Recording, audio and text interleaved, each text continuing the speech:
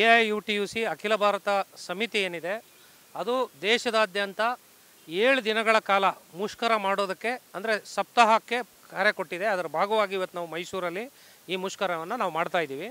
ಇಲ್ಲಿ ಭಾಳ ಮುಖ್ಯವಾದಂಥ ವಿಷಯ ಏನು ಅಂತಂದರೆ, ನಾವು ಕೇಂದ್ರಕ್ಕೆ ಮನವಿಯನ್ನು ಪರ್ಯಾಯ ಡಿಮ್ಯಾಂಡ್ಗಳನ್ನು ಸಬ್ಮಿಟ್ ಮಾಡಿದ್ದೀವಿ. ಅವುಗಳ ಬಗ್ಗೆ ಚರ್ಚೆ ಆಗಬೇಕು. ಭಾಳ ಪ್ರಮುಖವಾಗಿರೋ ಡಿಮ್ಯಾಂಡ್ ಏನಂದರೆ, ಈ ಕಾರ್ಮಿಕ ಕಾಯ್ದೆಗಳನ್ನು ಏನು ತಿದ್ದುಪಡಿ ಮಾಡಿ ಕೋಡ್ಗಳನ್ನ ತಂದಿದ್ದಾರೆ ಅವುಗಳನ್ನ ಜಾರಿಗೆ ತರಬಾರ್ದು ಭಾಳ ಮುಖ್ಯವಾಗಿ. ಆಮೇಲೆ ಎಲ್ಲ ಕಡೆಯೂ ಸಹ ಈಗ ಗುತ್ತಿಗೆ ಪದ್ಧತಿಯೇ ಜಾಸ್ತಿ ಆಗ್ತಾ ಇದೆ, ಅದು ರದ್ದಾಗಬೇಕು. ಅದು ಒಂದು ಆಧುನಿಕ ಜೀತ ಪದ್ಧತಿ ರೀತಿಯಲ್ಲಿ ಬೆಳೀತಾ ಇದೆ, ಅದು ರದ್ದಾಗಬೇಕು. ಜೊತೆಗೆ ಕನಿಷ್ಠ ವೇತನ 28,000 ರೂಪಾಯಿ ನಿಗದಿಗೊಳಿಸಬೇಕು. ಸರ್ಕಾರಿ ನೌಕರರಿಗೆ NPS ನಿಲ್ಲಿಸಿ OPSನ್ನೇ ಜಾರಿ ಮಾಡಬೇಕು. ಹೀಗೆ ಈ ಒಟ್ಟು 24 ಬೇಡಿಕೆಗಳ ಪಟ್ಟಿಯನ್ನು ನಾವು ಕೇಂದ್ರ ಸರ್ಕಾರಕ್ಕೆ ಸಬ್ಮಿಟ್ ಮಾಡಿದ್ದೀವಿ. ದೇಶದಾದ್ಯಂತ ಎಲ್ಲ ಜಿಲ್ಲಾ ಕೇಂದ್ರಗಳಲ್ಲಿ ಮುಷ್ಕರ ಮಾಡಿ ಅವರಿಗೆ ನಾವು ಕಳಿಸ್ಕೊಡ್ತಾ ಇದ್ದೀವಿ. ಸರ್ಕಾರ ಇದ್ರ ಬಗ್ಗೆ ಗಮನ ಹರಿಸ್ತಾ ಇದ್ದರೆ ಮುಂದಿನ ದಿನಗಳಲ್ಲಿ ನಾವು ಬೃಹತ್ ಹೋರಾಟವನ್ನು ಹಮ್ಮಿಕೊಳ್ತೀವಿ ಅಂತೇಳಿ ಕೇಂದ್ರಕ್ಕೆ ಮತ್ತು ರಾಜ್ಯ ಸರ್ಕಾರಗಳಿಗೆ ಎಚ್ಚರಿಕೆಯನ್ನು ನೀಡ್ತಾ ಇದ್ದೀವಿ.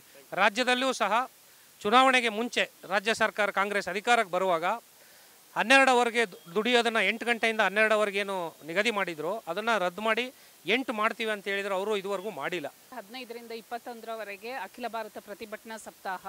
ಇದರಲ್ಲಿ ಪ್ರಮುಖವಾಗಿ ನಮ್ಮ ಆಶಾ, ಅಂಗನವಾಡಿ, ಬಿಸಿಯೂಟ ಅಂದರೆ ವಿವಿಧ ಯೋಜನೆ ಕೆಳಗಡೆ ಕೆಲಸ ಮಾಡುವಂಥ ಹೆಣ್ಮಕ್ಳು ಸುಮಾರು 1 ಕೋಟಿಗಿಂತಲೂ ಜಾಸ್ತಿ ಇದ್ದಾರೆ.